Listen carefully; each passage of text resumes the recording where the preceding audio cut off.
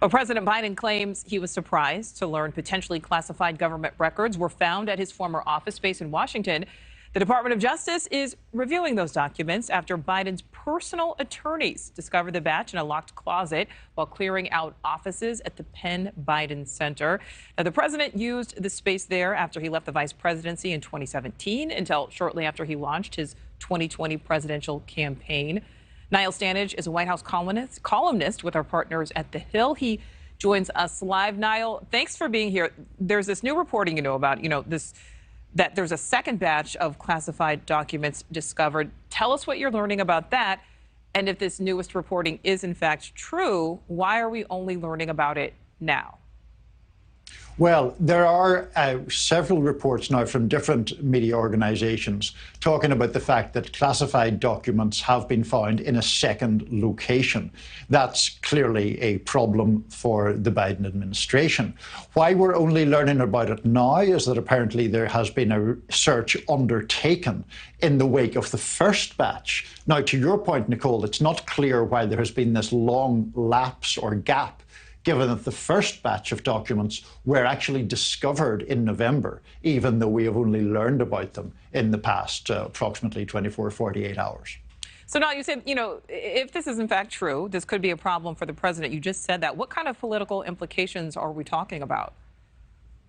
I think the word political in your question is important because the political implications and the legal implications are quite different. From a political perspective, I do think this dulls the sharpness of Democratic attacks on former President Trump for his conduct in relation to the documents that were found at Mar-a-Lago. Yes, there are differences. We can go into those. But the headline here is that President Biden and former President Trump appear to have possessed documents marked as classified.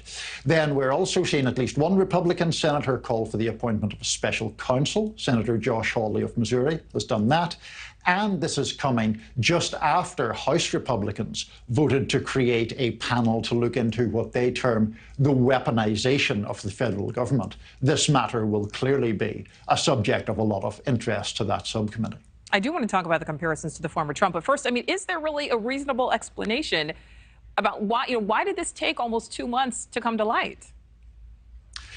If there's a reasonable explanation for that, Nichole, it has not been given yet. And this, I think, is really one of the most important, if not the single most important issue in all of this.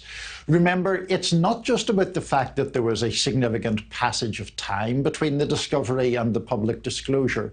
It's the fact that these documents were discovered on November the 2nd, 6 days before the midterm elections in which Democrats did unexpectedly well.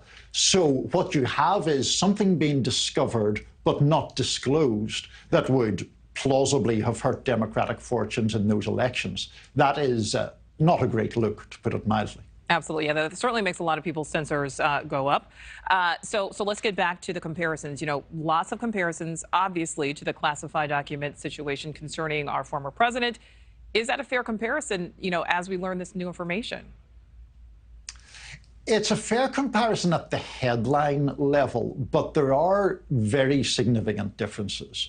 Firstly, in the case of former President Trump, we now know that there were at least 300 documents that had classified markings. The first batch in Biden's case had somewhere between 10 and a dozen, according to reports. Of course, we don't know how many are in the second batch.